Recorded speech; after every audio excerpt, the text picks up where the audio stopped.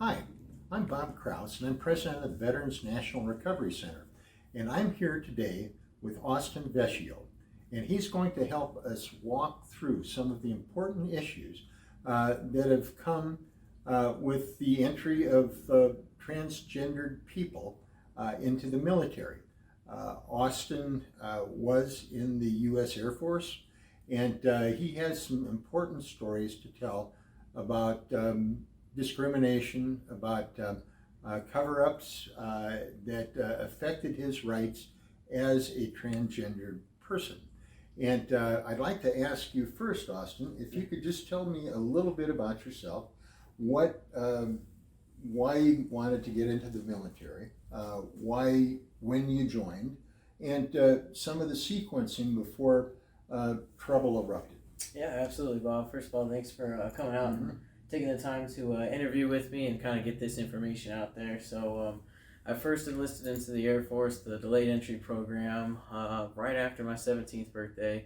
That was actually my 17th birthday present. It was a ride to the recruiter's office with my father and got that ball rolling. And I actually went to basic training on 7th of August of 2018.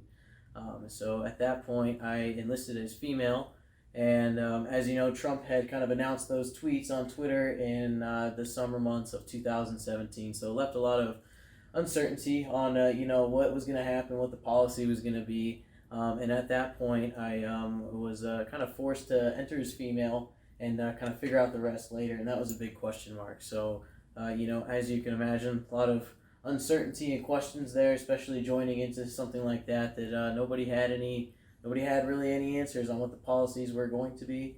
But I do have an older brother in the Air Force, and it was something that I was pursuing from a pretty young age, very interested in since as long as I could remember, really.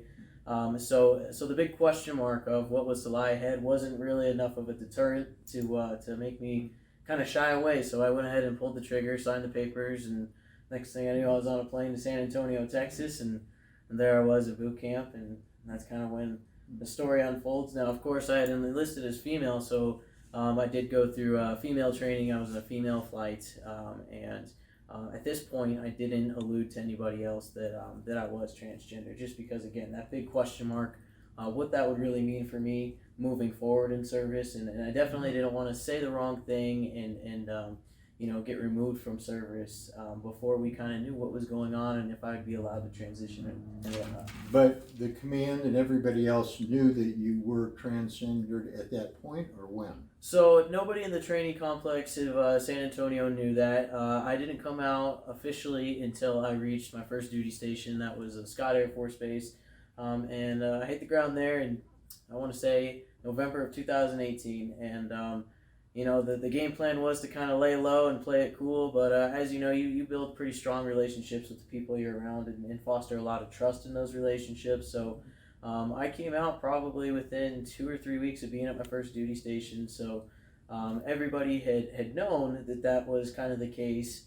And the first person I'd come out to was my direct supervisor, my first NCO. And so it definitely had a strong bond of trust with her, and so I let her know. And over the next couple of months, we looked into what the process would really be, what that really meant for transitioning. And I went to mental health, and I got a diagnosis of gender dysphoria. And at this time, go ahead. Yeah. Okay. Now we're into a section here that is kind of complicated. Yeah, gender dysphoria. So if you could, now there's some regulations governing this. Yes. I understand. And so once you got in, you had there were things that you could legally do. There's things you could legally not do. There was the official diagnosis that evidently triggered some stuff. Correct. Can you talk about that? Yeah, absolutely. So at that point in time, no policy banning transgender service was in place. But of course, those Trump tweets were, it was kind of setting the tone that this was going to happen. So while the 2016 Obama era policy of open transgender service was still in place, it was almost like it was in place, but nobody really wanted to rely on that policy because it was so uncertain. But that was what I was forced to go off of, which states that to medically transition in the service, and this is, of course, relative to Air Force. Austin, as we talk about this, one of the things I think that the viewers need to know about is what's called exceptions to policy. Okay. And that's exceptions to policy pertaining to transgender persons in the military. Okay. And there's an envelope of rights and prohibitions that have to be maintained if you want to stay in the military as an exception to policy under the original Trump prohibition, which has now been repealed. Yes. Can you talk about that a little bit, just to inform our viewers what those exceptions to policy are and what was important to you? And then as we talk, people will see how those rights were crossed by the command in a way that was technically illegal. Correct. Okay. Yeah. Absolutely. So it's important to note that, like I said, I'd entered service as female, correct? And so Trump had announced those tweets in 2017, the summer months, that alluded to a policy change. Now, by this time, the military was still operating under the 2016 Obama-era policy, which is the transgender people were allowed to openly serve and medically transition while in service, right? So what is needed to transition in service, I enlisted as female, would like to transition to male. Obviously, I've done so since then. So the first thing is a diagnosis of gender dysphoria. And basically, gender dysphoria is, you can find that in the DSM-5. It is a diagnosable condition. And what is GMS-5? The DSM-5 is actually the diagnostic manual of mental health conditions, if you could say.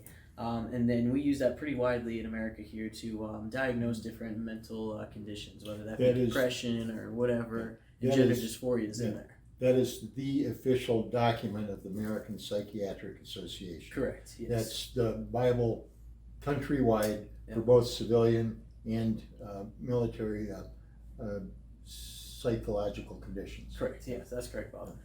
This book, again, you can find gender dysphoria in there, and gender dysphoria, just to kind of explain that a little bit. Gender dysphoria is simply put the mental disconnect between the physical anatomy of somebody and the gender that they identify with. So in my case, of course, I was born female and I identify as male. So you can imagine that the some of the physical attributions of living in a female body were very emotionally stressful and really kind of caused a lot of anxiety, a lot of depression, a lot of secondhand mental stress from the disconnect of identifying as male, but kind of like living in the wrong body for a sense. And that's where that term comes from, born in the wrong body. So that's what people are referring to as. So as an example, and trying to find an example, during your high school prom, say, for instance, if you had to dress up in a nice dress in the high school prom, that caused anxiety. Correct. How much anxiety? So, and there is to note, there are people out there that aren't necessarily, suffering from gender dysphoria, that aren't transgender, that would maybe prefer to dress a little bit more masculine in their female. And that's not the case with people that have gender dysphoria. People with gender dysphoria, it's something that affects your mental ability to live really. So something like you said there, wearing a prom dress. Now that's something that would, cause an anxiety attack to the point where you're having maybe even physical reaction to that anxiety of being perceived as female, dressing as female, and such a strong disconnect. If you went to prom in a dress, Bob, I'm sure you'd feel this is completely wrong, and it would make you feel very anxious, and your football buddies maybe seeing you in a dress. It would completely ruin the whole night. You wouldn't want to go anywhere, and you would just lock yourself up. And it kind of goes further than just the physical clothes and whatnot, but actually like physical anatomy. If you were to look down one day and you were in a female body, that would be extremely uncomfortable for you, and present a lot of mental stress and kind of affect a lot of different aspects of your life, socially, mentally, emotionally. So let's walk through the process. You came out within a couple weeks, 3 weeks, And you went and you were diagnosed by the military psychologist. Correct. With a certifiable psychiatric condition. Correct. That was in the long term harmful to you. Correct. Yeah. So I had been going to mental health voluntarily for several months in that command, and after months of evaluation and speaking with a therapist and got that diagnosis of gender dysphoria, by the time I had gotten that diagnosis, it was March 16th of 2018. Now the Trump kind of administration placed the ban on transgender service members on April 12th of 2019. So I had made it so far as to get my diagnosis, but I hadn't medically transitioned at all. So now I'm in this kind of weird window of, hey, we've made the connection and the correlation that this troop, myself, does have gender dysphoria. He is a transgender male. The current treatment to alleviate the symptoms of gender dysphoria would be to medically transition. Well, now we know that the policy has dropped on April 12th, and that's where I was what they call grandfathered in. So this policy didn't apply to me. Because you were already in the service. Already in the service and already diagnosed. Correct. Yeah. Already in the service and already diagnosed before April 12th of 2019. So I was grandfathered in and given the green light to go ahead and transition. And this is where I ran into a lot of those issues because I was serving and transitioning in a time period where, for lack of better words, nobody else really could. So that was very kind of confusing for a lot of people, and it was very, very easy for people to use it against me and kind of bar me from these medical services and whatnot that I was entitled to. A lot of confusion there. How did your peers react to that? So to be honest with you, the peers really did not have any type of issue. It was more so people that didn't know me personally and that didn't know I was transgender for whatever reason. Sometimes that didn't quite sit well with people.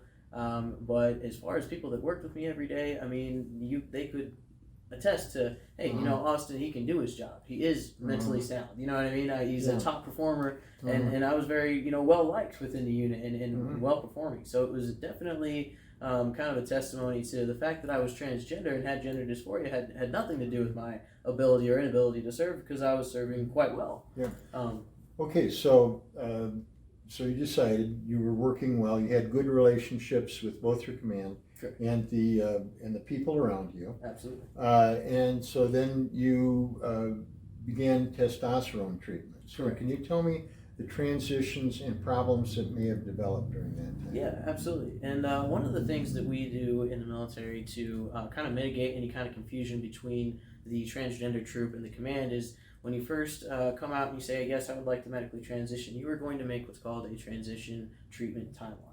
And this timeline is put together based off the needs of the needs and wants of the transgender individual, as well as mental health and the medical professionals. So you all kind of come to a consensus on what your treatment is going to look like, and that's placed on a timeline, which is then given over to command, and command kind of signs off and is made aware, okay, well, around these months, hormone replacement therapy is going to start. Around these months, these surgeries are going to take place. And so this kind of gives a roadmap to everybody, so there's no surprises on what's going to happen. And those things are kind of pre-approved, so to speak. And of course, when those things approach closer and closer, such as surgeries, additional evaluations are made within a couple of weeks of those surgeries to make sure that you're still mentally sound and fit and able to pursue the medical transition, right? So no surprises for anybody else. So the medical transition for me would be hormone replacement therapy, and then the breast reduction, so a top surgery is what they commonly refer to that as. So the top surgery, and then that also encompasses a lot of social transitioning. And what I mean by social transition is a lot of name change. So I legally changed my name, and changing of the gender marker, and kind of making the social transition between, hey, I entered as female and I was this name, but now I am Austin and I'm doing these things, and I would like it if you would refer to me as male.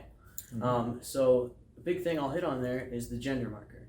So while you are able to legally change your name at any point in time in service, which many people do for a multitude of reasons, not just transgender people, the gender marker is kind of a sticky situation. Now your gender marker is going to determine for that troop, the facility use is the big thing, in dress and appearance. As you know, there's different male and female uniforms, and there's of course male and female, living quarters and locker rooms and whatnot. And unfortunately, the policy and how they determine that is what your gender marker is where you're going to go. It's how you're going to be, what bathroom you're going to use. It aligns with your gender marker, lodging, gender marker. And of course, for me, my gender marker is female, but I was on the hormone replacement therapy, so my voice was very deep, and I looked and passed very much as male, but when it came time to get in maybe like dress blues or something like that, it looks a little interesting when you have a mustache and you're in female, dress blues and whatnot. Wearing a dress. This is where that exception to policy comes in, and that exception to policy is actually an exception to policy to dress and appearance standards and facility use. So, for example, I would need a exception to policy to wear the male service uniform, and that is because my gender marker was female. Unfortunately, the gender marker is not allowed to be flipped until you are transition complete. And for some people, that can take years. You know what I mean? To complete all the surgeries and the hormone replacement and whatnot. That's a couple of year process.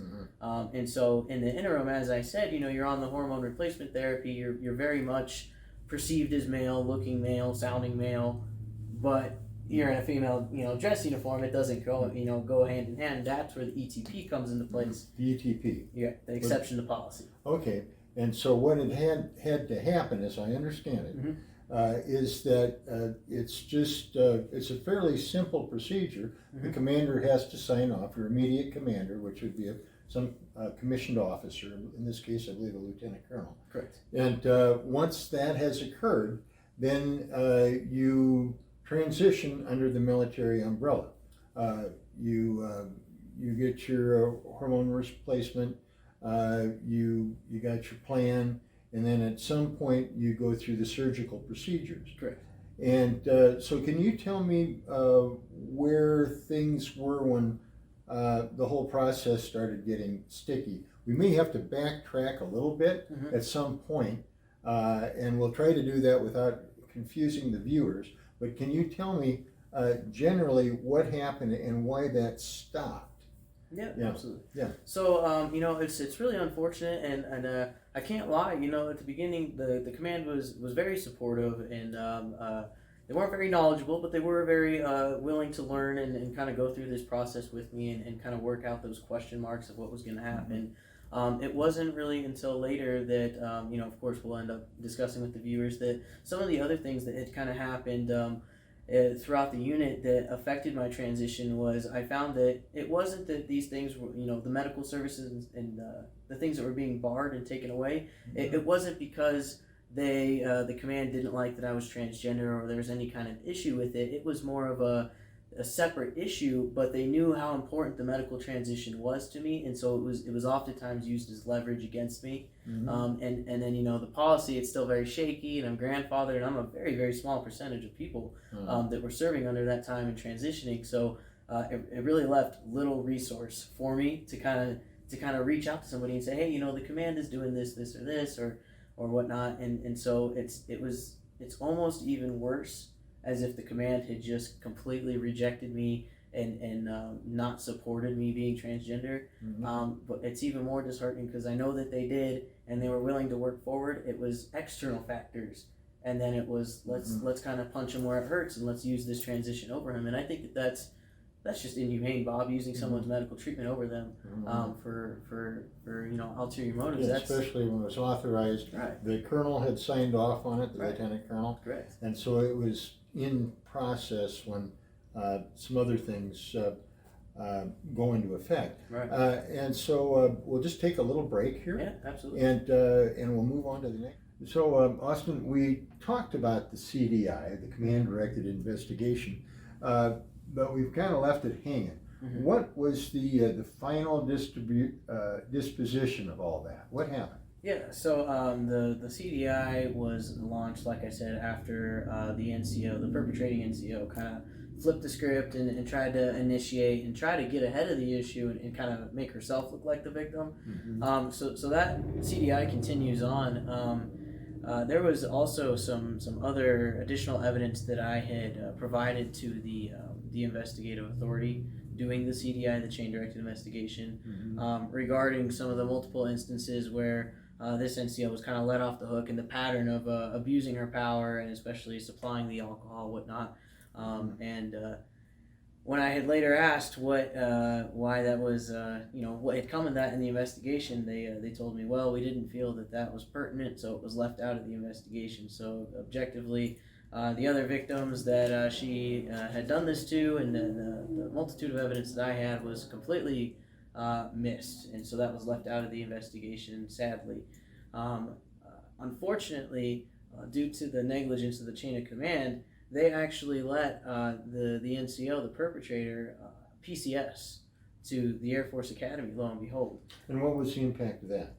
So the impact of that is when a chain-directed investigation is developed, a disinterested third party will come in and gather facts, and once the fact-finding is done, it is presented to the commander, and the commander will have the final decision-making authority with legal's advice and whatnot. To discipline and what extent the perpetrators will be disciplined. Now, it is against policy if you are the subject or an accessory to a CDI that you should not, you won't be granted leave, and you will not be PCS, a permanent change of station. You cannot move to another military base while involved in that. And the chain of command completely disregarded that and allowed this NCO to move there. So that effectively took her out of our chain of command. So when the time came to close the investigation up and take a look at all the facts and say, okay, Commander, go ahead and do with what you will with all this information, when they presented those facts, it didn't matter what they said because she was no longer in our unit and he had no authority to punish her. So she went unscathed through the whole thing. And it unfortunately turns out that even with them dismissing that multitude of evidence, they still had enough to charge her with 3 counts of sexual harassment. So they did substantiate 3 counts of sexual harassment out of a total of, I believe, 12 allegations.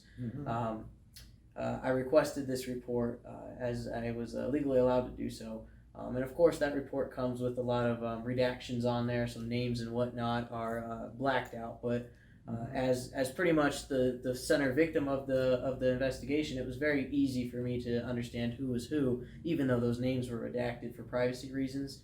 And it looked to me as though many things were very much downplayed, very much kind of skirted around the bush, for lack of better words, so that there wasn't other things that were substantiated. And out of the 12 allegations, like I said, 3 were substantiated. So now we have effectively proved that yes, indeed, this NCO was sexually harassing not only myself but other people.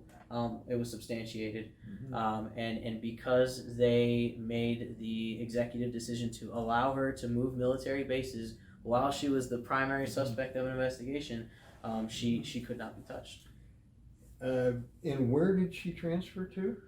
Sadly enough, she transferred to the Air Force Academy and is currently still there working officer promotion. So it's a very high level position. A high level position at the #1 school for United States Air Force officers. Correct. And they don't have a screening system enough to catch that. So was the report forwarded to the Air Force? So the academy. The correct way that this should have happened is first of all, she should have never changed military bases. So there is a policy stopping movement for personnel involved in the investigation. So when they disregarded that policy and let her move, there was no policy or anything that was going to guarantee that they forwarded this information to her new commander to make sure she was held accountable. So that never happened. So you've got a potentially, or alleged person that was uncovered to be a sexual harasser, a female sexual harasser. Yeah. Well, they proved that part. Yeah, and she is now at the Air Force unscathed at the United States Air Force Academy. Correct, and you could see how that could kind of fester some other future problems. Somebody with this moral nature and somebody that is capable of these kinds of evil things, working officer promotions, you could only venture to guess what that could lead to and what that could kind of fester out there and what further damage could be caused by that And again, it was all, put it frankly, the chain of command did not want her to be prosecuted. It was a series of negligence that, if it came to light what had happened, and if people were actually held accountable, other people would be held accountable, other leaders would be held accountable, and it was easier to transfer her and to put a false paper trail on me and boot me out of service than it was to back up and say, hey, we got this wrong, let's make it right. That didn't happen. How long did the CDI sit on the commander's desk? CDI sat on the commander's desk for, the whole CDI lasted upwards of about 6 months, I want to say, and I'm not sure how long it was on the commander's desk. All I know definitively is that she was not held accountable. No action was taken against anybody. Okay, so the final action on that, the final report of the CDI was signed off on and handed to the commander from the outside investigator. Correct. After she had left. Correct. Yeah. Okay. And I know this to be fact as well, because as the center victim of the chain-directed investigation, I also got a letter from my commander that says, we are closing this matter. I have decided to take no action. This matter is now closed. Signed, Commander. So, in spite of many other things. Now, so we've covered that, and we've covered the action of the command on the letter of counseling, the LOC, and the letter of the LOR, which is the letter of reprimand, and that they were both approved by the command, signed off on by the command, and put in your permanent file. In spite of the fact that your fax said that both documents were incorrect. Correct. And they were accepted by the commander without change in spite of the investigations. Correct. Yeah. So we've got two places where, you look like you fit in a picture frame. Yeah. You were kind of framed, actually, is what happened. Absolutely. Yeah. Now, looking at the last leg of all these investigations, it was the investigation that you very insistently pushed the sapper to investigate, and there were problems. I remember getting them to investigate. Can you talk about that? Yeah, absolutely. So sadly, Bob, just about every single agency that I reached out for help to put it plainly, failed me. Again, the CDI, we just discussed how that failed. The IG complaint that I did place, that escalated to DOD, Pentagon level, disappeared. Nothing ever came out of that, and no reason was given to me as to why it disappeared. And now, of course, with Sapper, I had to go to Sapper twice, not once but twice, to get them to actually hear and take my report. The first time being before any of this had really unfolded to this extent, and I had went in there and kind of really hit on some of the sexual harassment that was going on. Specifically, an incident where this NCO had kind of forcibly grabbed my thigh and tried to forcibly, remove clothing and such. And I was told that this was not sexual assault and that it did not warrant a Sapper report, that it was instead sexual harassment, and that I should go to the Military Equal Opportunity Office and to have a nice day. So I did not allude to Sapper at that moment that there was the actual penetrative sexual assault, because again, underage drinking, I was fearful for what could come out of that for me. So I go over to Military Equal Opportunity, and due to the fact that the chain-directed investigation, the CDI, was already open, and it already kind of came into the lines of sexual harassment and unprofessional relationship, MEO refused to touch it. They said, we will not open an investigation, and we will not step on Commander's toes and touch what Command has decided to do. Have a nice day. So that went on for a couple of months, and I pleaded with them, and it got nowhere. And unfortunately, just goes to show how hit or miss some of these agencies can be. I want to discuss something else that kind of happened that was a major turning point, which was the NCO who had assaulted me had got a close friend of hers, another NCO in the squadron, to falsely accuse me. And coincidentally, this other NCO that had falsely accused me had said some eerily similar things, and it's similar to how I was assaulted by my NCO. And what I mean by that is that it was alleged that by this NCO that was a very good friend of my perpetrator, that I had tried to grab her inner thigh. And so she went to the SAPR office and they took her report. And then I was placed under investigation of a perpetrator. And it became very, very clear that this NCO, this second NCO, was trying to put it out there in the squadron, was very vocal about, hey, I went to SAPR and I accused Austin of this, this, and this, and kind of really forced out rumors at a rapid rate to get me looking like some kind of perpetrator or like I committed a rape to discredit me.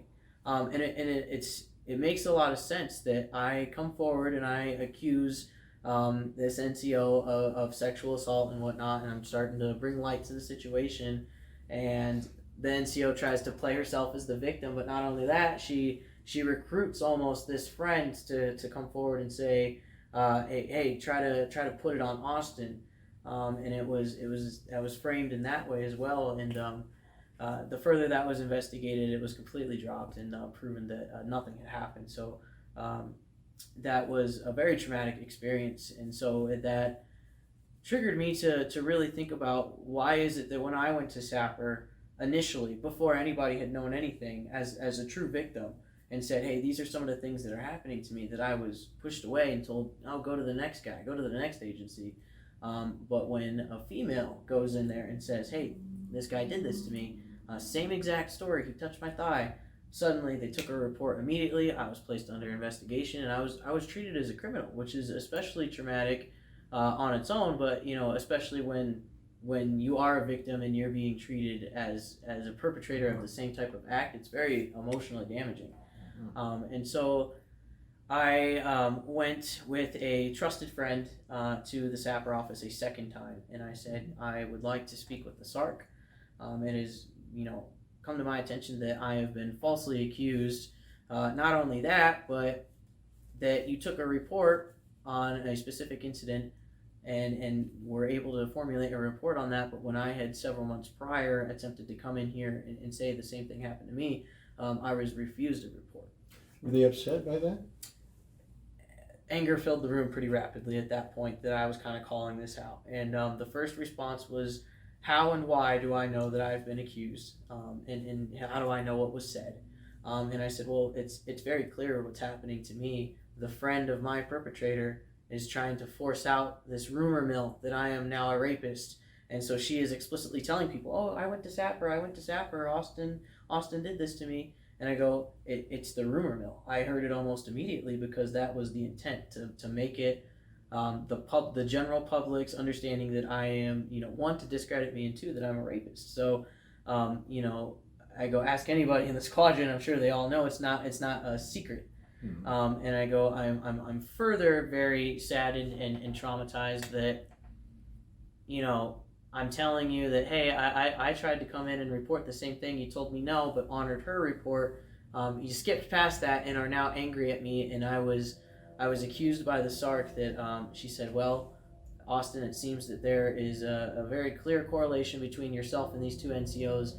And at this time, I believe that you are trying to make a false report to in some way negatively impact these other people. And I was blown away by that. I was blown away that I had gone into the Air Force's largest victim advocacy program, and that I was told straight to my face that they did not believe me, and that I was kind of threatened that that's a serious offense, a false report. Oh yeah, they can nail you on that. That Absolutely. That could be a bad conduct discharge just like that. Absolutely. And so I said, I really am telling the truth, and there's even some more things that I didn't tell you the first time that because I was scared. Because of some underage drinking, and at that point the SARC stops and gets on her computer, prints out the definition of sexual assault, prints it out, hands it to me, and tells me to read it out loud, and this whole time it's kind of a tone and body language of disgust and of some sighing and really just kind of like I was wasting her time being in there. And she asked me to read it out loud, and I did. I'm now being humiliated at this point. And she said, "Do you really think that this definition matches what you are telling me?" And I said, "Yes, I absolutely do." And she said, "Okay." And at that point, they were forced to take my report, and I kind of, really laid in on them and let them know everything. And at that point, I just was so enraged that this was happening that I told them my full story and came forward and said, "This is what happened to me. I was, to my knowledge, roofied and raped, and is there some other things that are going on?" And that you would have thought that would have changed their attitude on the whole thing, and they maintained, "No, you're lying. You're trying to get someone in trouble." Yeah, and so there was.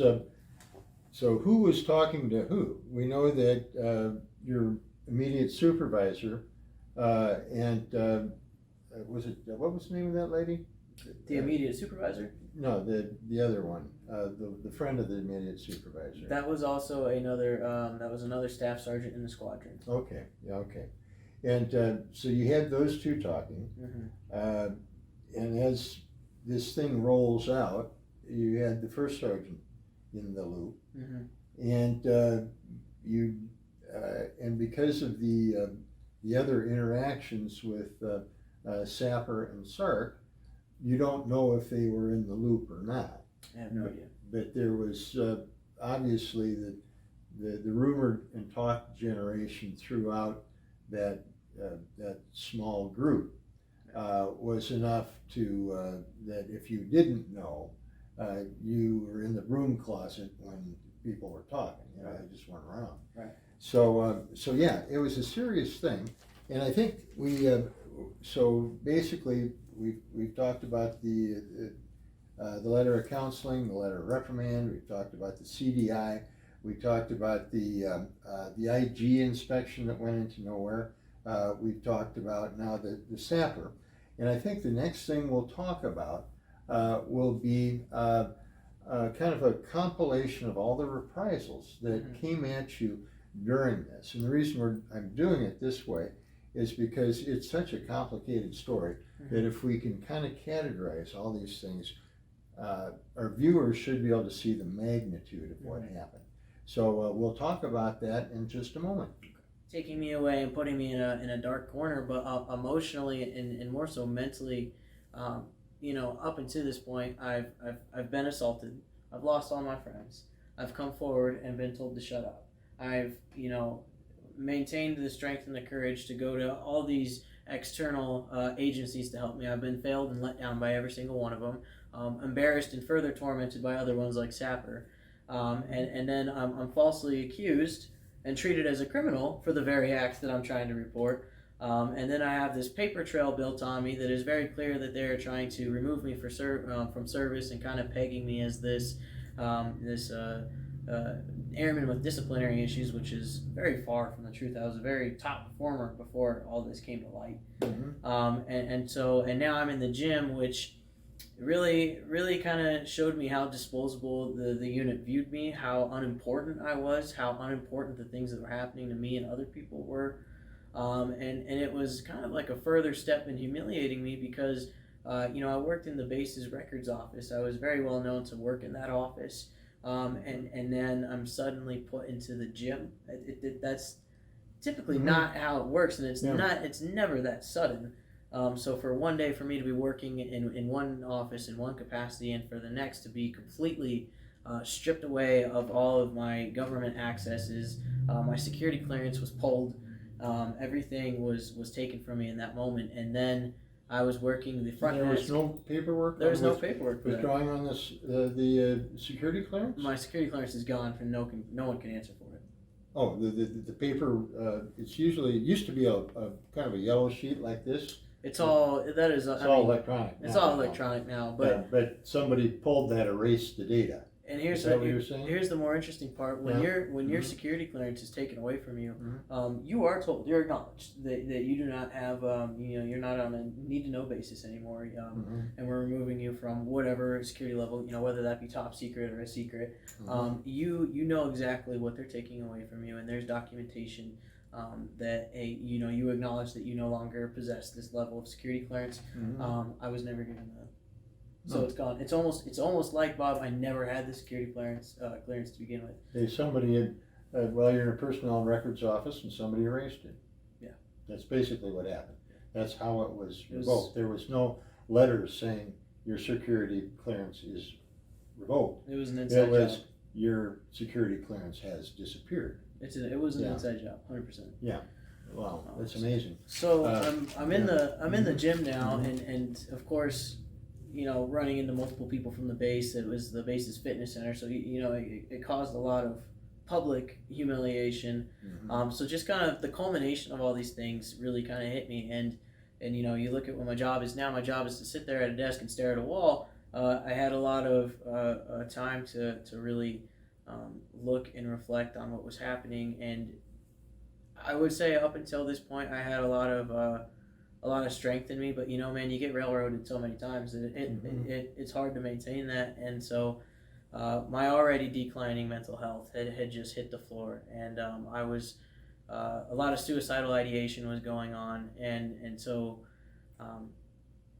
throughout my time reporting all of this and going on, I had been very vocal about suicidal ideation, and there was one time specifically I remember speaking directly with Senior Master Sergeant Coffin, the 375th FSS superintendent, and I said, frankly, the way y'all are treating me, I'm gonna put a 45 in my mouth and pull the trigger, or I'm gonna jump off the roof. I was literally laughed at. It was, Austin, come on now.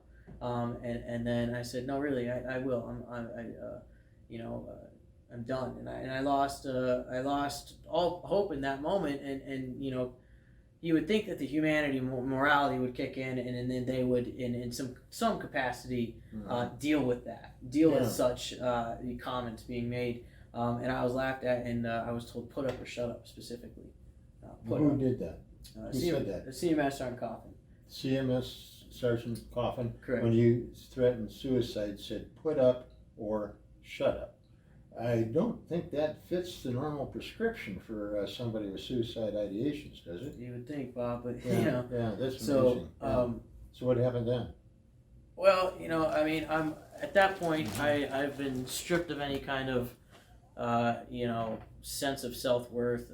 You get to a point where you're literally in tears begging for somebody to help you because you're at the point of taking your own life, and you get laughed at. I went home, and I had a multitude of prescription drugs thrown at me during this process. By the medical people. Medical, correct, yes. So it was prescribed drugs. What do you call it? Antidepressants and anti-anxiety medications, and I'd had severe which often adverse... have side effects, Absolutely. severe side effects. Some will cause suicide ideations. We Correct. have not discussed that or gone into that area, but prior research by many people say that there's a lot of drug interactions, and suicide ideation is a big one. Absolutely. So, adjusting meds, there's a reason why it's done by a professional and a medical professional, is because it's not something to play around with. And while I was being prescribed all these medications, I would often go to medical and complain, hey, I'm having really severe symptoms, I'm passing out, I'm throwing up, I can't sleep.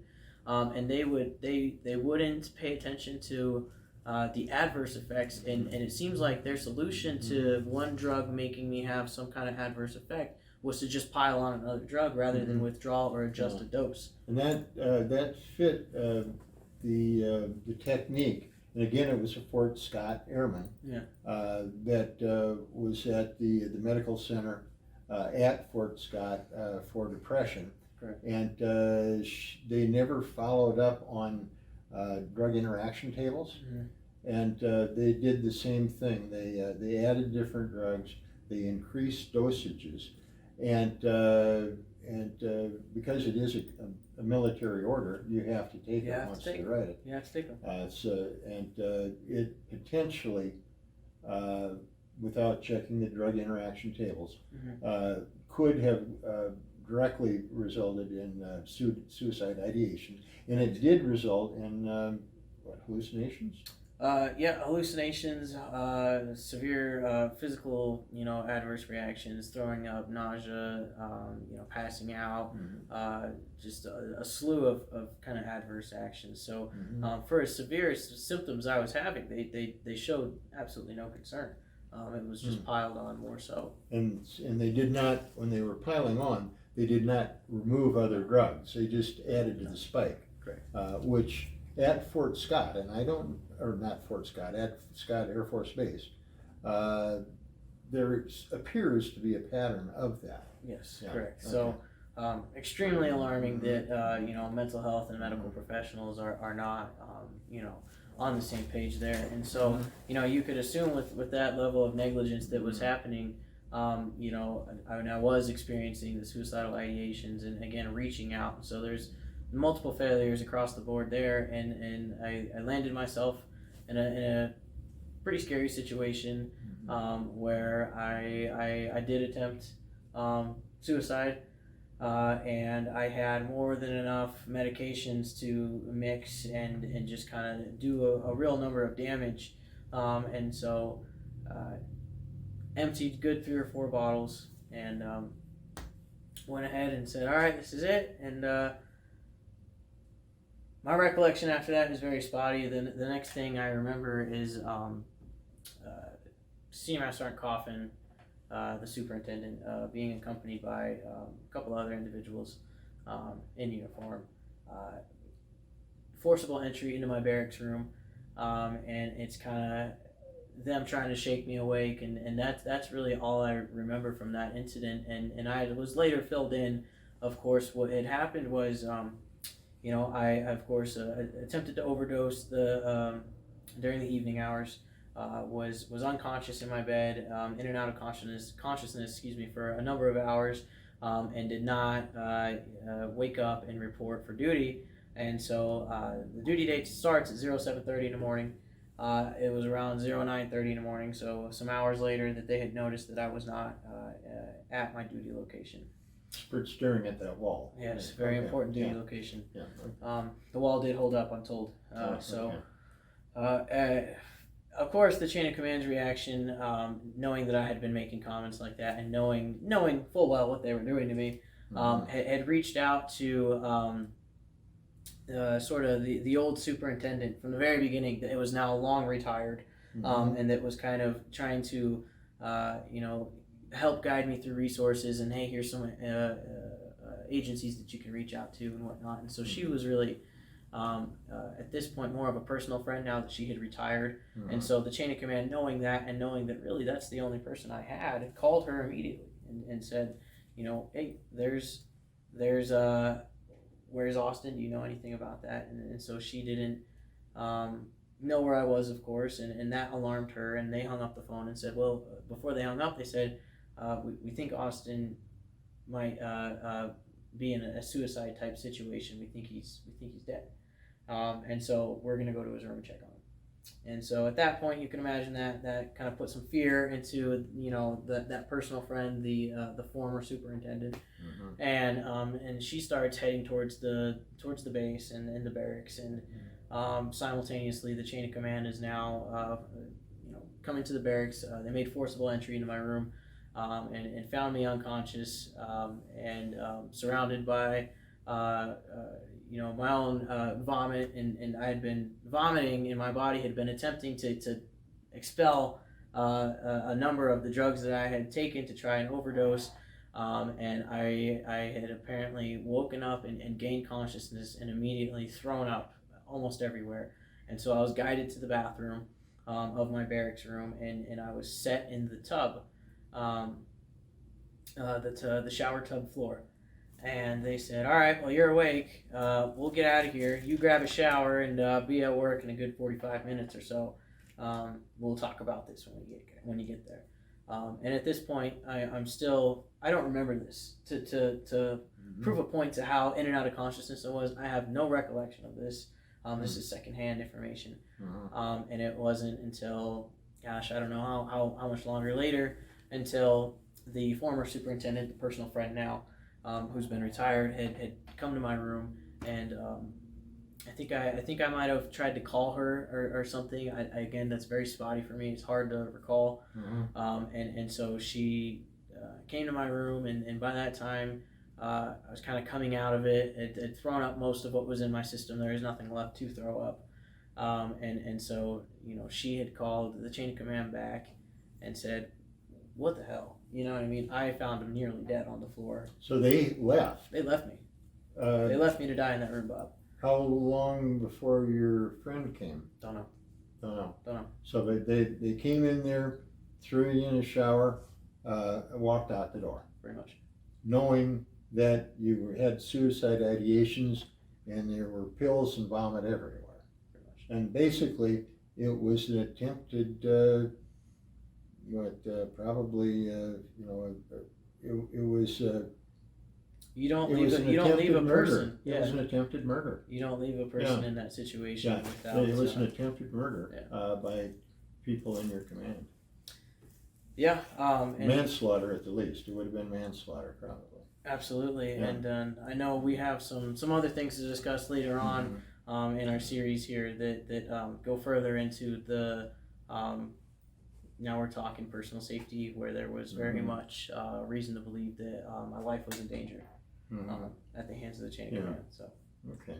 Well, I think we've covered some very shocking things here, and what we'll do in the next episode is because we've talked about this, the entire thing, we've kind of got a laundry list of, I think it was about 9 different separate reprisal actions taken against you from the beginning to the end. Correct. And I'll ask you to talk about each one a little bit because they're all quite shocking.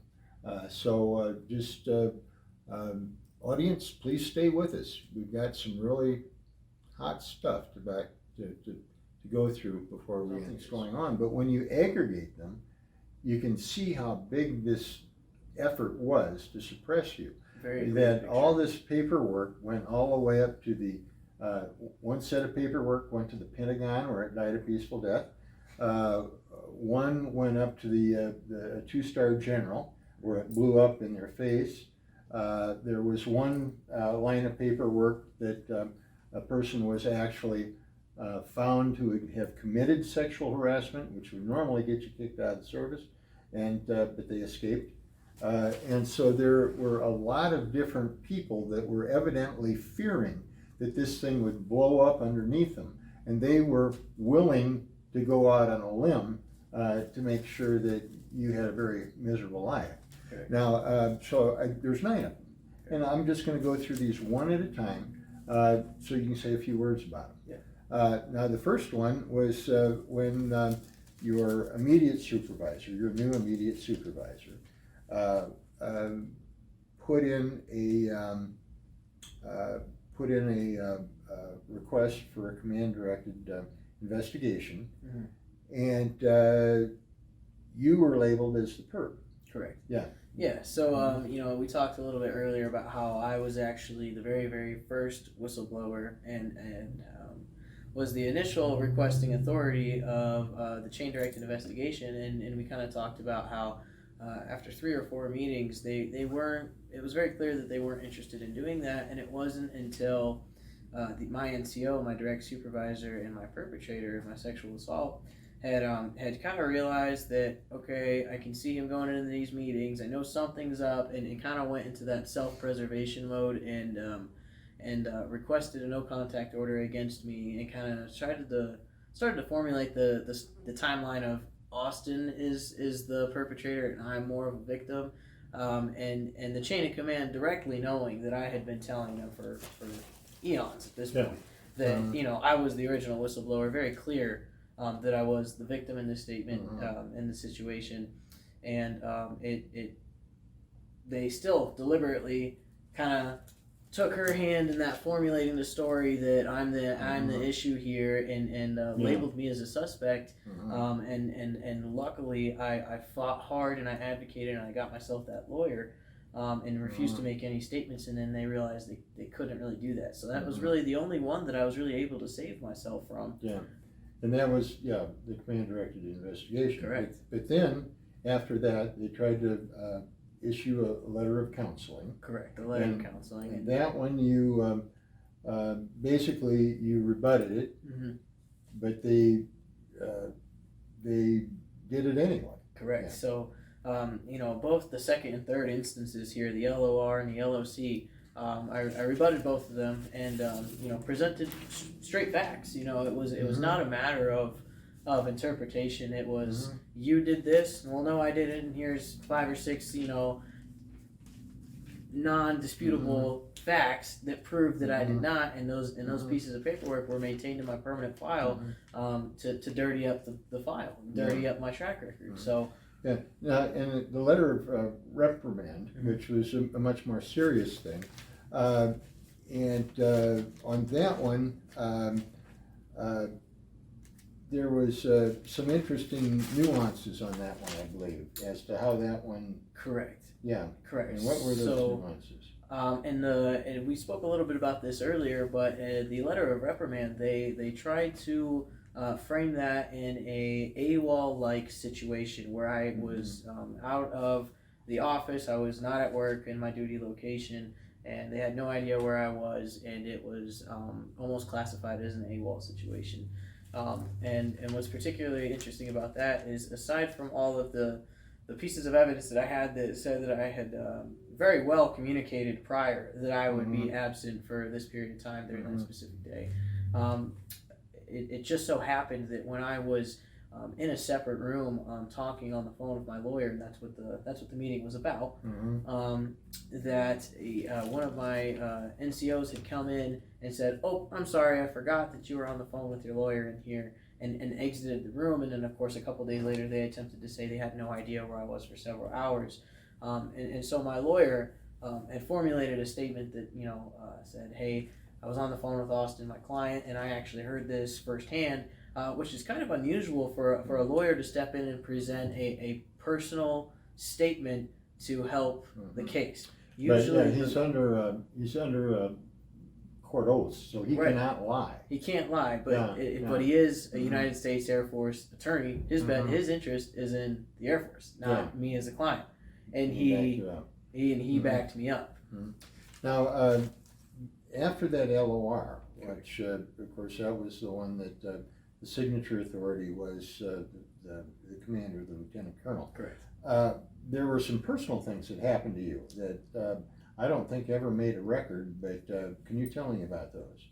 And you were fearful, I remember, and you moved, and Correct. you can tell me about all that and whatever happened. Yeah, absolutely. So after the situation, this was after the attempt and whatnot. The attempt of suicide, the attempted suicide. Okay, after so the attempted suicide. After that, I was clearly alive after that. You would think that would kind of be okay. You almost died. Let's ease up. At that point, this is when the question of, did they leave me on the floor intentionally or unintentionally, with the understanding that it could be fatal. The next things I'm about to explain very clearly show that the decision to leave me on the shower floor was 110% with the intention that I would pass away. And so I lived a couple miles away from the base. I at this point had moved off base out of the barracks, and I had an apartment, and I lived alone. And I remember one day I went to work, and I had a dog, and I put the dog in the kennel every day before work and whatnot, and I kept the house pretty tidy. Went to work, came back, and my doors were still locked. Everything was locked. There was no forcible entry signs of my apartment, but when I opened my door, my entire house was ransacked. So, the dog was let out of the kennel. Things that were upstairs were brought downstairs. Things that were downstairs were brought upstairs. And everything was, nothing was stolen either. Nothing was missing at all. So it was kind of a thought that, oh gosh, did I get robbed while I was at work? Well, that doesn't make sense because my doors were locked still. And so, and there was no signs of forcible entry. So it was very much, we're here, we know where you live, clearly, because we have record of where all the troops live. And we can get in here and we can make you heard. We can make you heard. And a good thing you weren't home. Yeah. And that sparked a lot of fear, as it would for anybody, because at this point there was a thought: do I make a police report? Do I not make a police report? And so there was no forcible signs of entry, so I knew that it wasn't a robbery or anything. It was very clear, the message, that it was from the chain of command, and so alerting civilian authorities wasn't really an option anymore. And then as far as reporting this to any kind of security forces of the military, I mean, Bob, if you look at the track record of me speaking out, it hasn't gotten me very far. So at this point, I've just dropped the incident, and I've decided that it was best if I packed a couple of nights worth of overnight supplies and whatnot, and I went and I stayed at the old superintendent's house, the one well retired. Like I said, she was more of a personal friend at this time.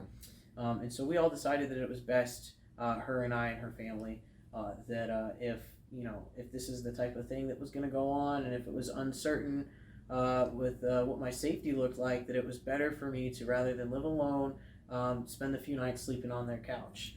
And so in doing that, we had noticed that they didn't give up. The chain of command did not give up in the scare tactics. They drove past our house several times. We had several instances where people would park cars outside of my friend's home and take pictures of my vehicle in front of her house, sort of scare tactics and whatnot.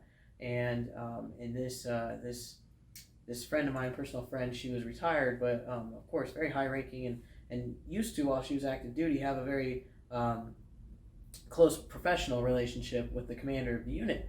And so she went in and said, hey, I know I'm retired and I'm sitting before you as a civilian, but what's going on? There's people at my house taking pictures. I have a family, I have children. This is not acceptable, and this needs to be stopped, and I won't stand for it. I'm not afraid of you, basically. And I won't be scared into silence, and neither will Austin. And so immediately after that, to my knowledge, no action was taken on anybody, but it did immediately stop. So it kind of confirms that it was. Yeah, it was a reprisal that was meant for you alone. Correct. And not for paperwork. It was just another illegal. It was a game threat. Throughout my entire time. Like putting a horse's head in somebody's bed, like in the movies. Pretty much, yeah. And throughout my entire time, through the unit, several comments were made. You know what I mean? And there's, gosh, probably looking back on it, hundreds and hundreds and hundreds of snide comments that were made by people in the chain of command, and kind of under their breath and at me. And I remember some of those things started forming into, well, you're already, excuse the English, but batshit crazy, and you already have an attempt on your record, and you already have been going to mental health the whole time you've been in the Air Force, and so, if something happened to you, well, it wouldn't be hard to believe it's a suicide. And they said that. That was said, yeah. Can you say who said it, or I'm not going to speak on that. Okay. Then we'll look at the commander denied your expedited transfer. You were trying to get out of there, and this was after the suicide. Correct. Or suicide attempt. And what happened, and what were the implications and the consequences of denying you the expedited transfer? Yeah, absolutely. So the expedited transfer, and just to kind of put an educational piece out there, an expedited transfer is something that can be requested by a sexual assault victim if they make an unrestricted sexual assault report, which, as you remember, I went to SAPR, and I had to fight to get that report made, but it was made. And so at that point, once you make that report and it's unrestricted, the victim is entitled to request an expedited transfer to a base of their choice. Now, this isn't willy-nilly, go wherever you'd like, go ahead and enjoy Hawaii. It's not like that. It's you have to say, well, due to my sexual assault and the following surrounding the assault. The current installation that I'm on is causing mental distress, and I would like to transfer to a base where I am close to a support system. So for me, my family was in Arizona. So for me, I had to request a base in Arizona, and so there were 2 bases in Arizona. So I said, okay, these are the 2 bases I'm requesting.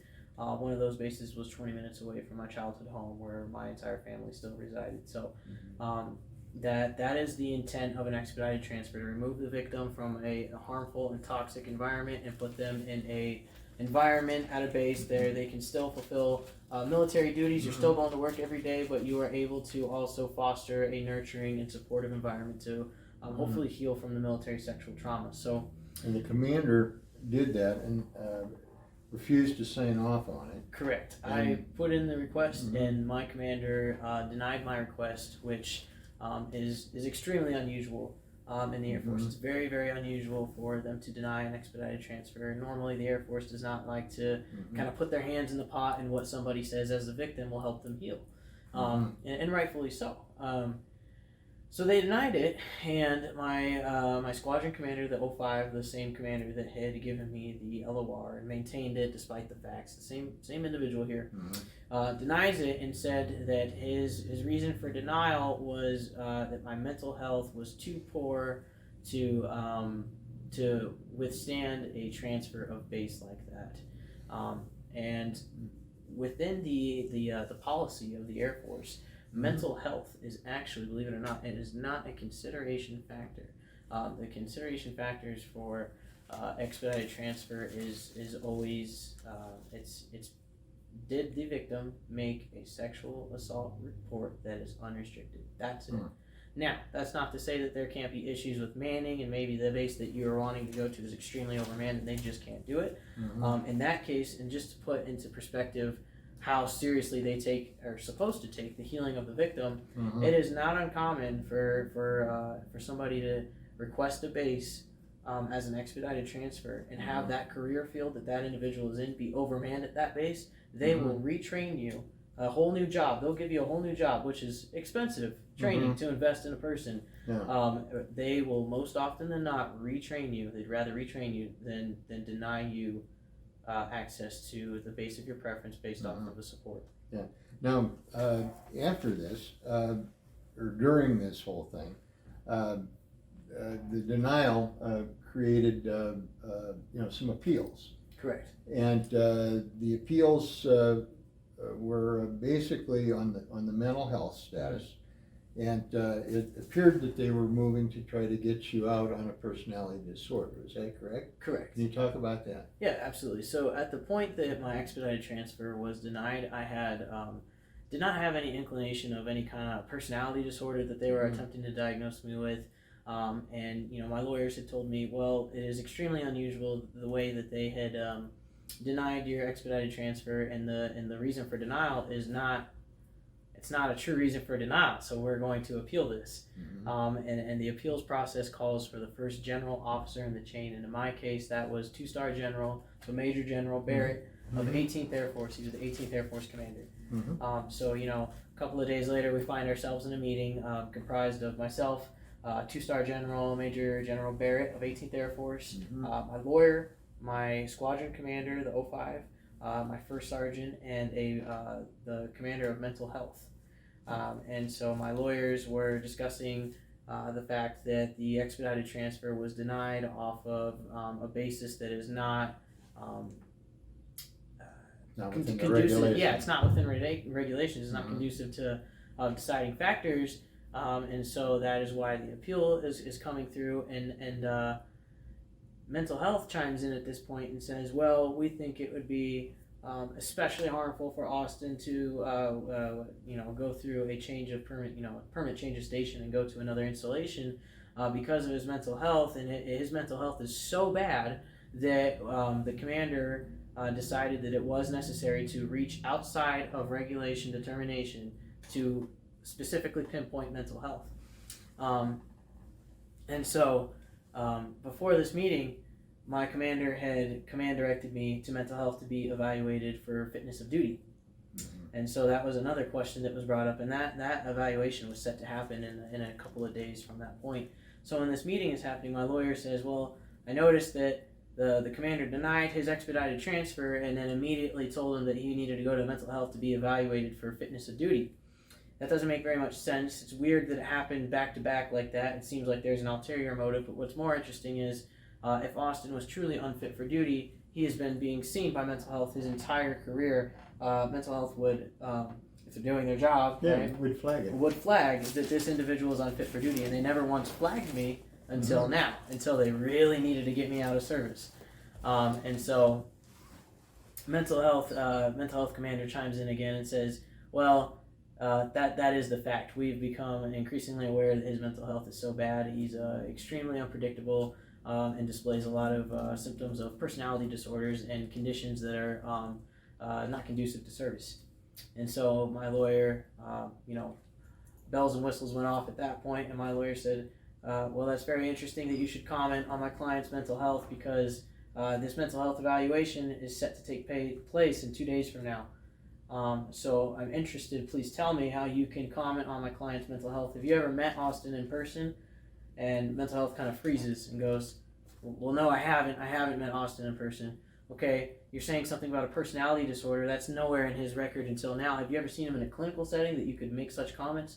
Well, no, I haven't seen him in a clinical setting. Okay, so you're now attempting to tell me that we think Austin's unfit for duty, and that's a brand new concept, and this personality disorder is a brand new concept, and the evaluation to determine both of these things hasn't even happened yet, but you somehow have the results to them now. So that is really, really interesting to me. Two-star general cuts off my lawyer, says give me the paper, signs it, and I had my expedited transfer within 2 weeks. Yeah, it was reprisal plus justice. And the risk, had they nailed you with a personality disorder, would have been that it's pretty much automatically a pre-existing condition, and so the VA cannot get into it and cover the costs of things. I would have gotten no benefits, no veteran services, because it would have been a pre-existing condition. So eventually, Austin actually did get his transfer to Davis-Monthan Air Force Base in Phoenix. Even then, there was another attempted reprisal, but he finally got there. Austin stayed for 3 months and was offered the opportunity to stay in the Air Force. However, given the trauma that he'd gone through because of the cover-up of the rape, he asked for a discharge and was given an honorable military discharge with a notation that the reason was for personality disorder. That was the final record from the U.S. Air Force and effectively blocked him from receiving benefits from all the trauma that had occurred. However, the VA stepped in at the end when he went to the VA and awarded him a 50% disability payment for post-traumatic stress disorder because of the sexual assault. And this was the first instance where the U.S. government had recognized that Austin had been sexually assaulted in spite of all the investigations. This is Bob Kraus, wishing you a great day and hoping that you've had some good lessons from what we've presented here. Thank you.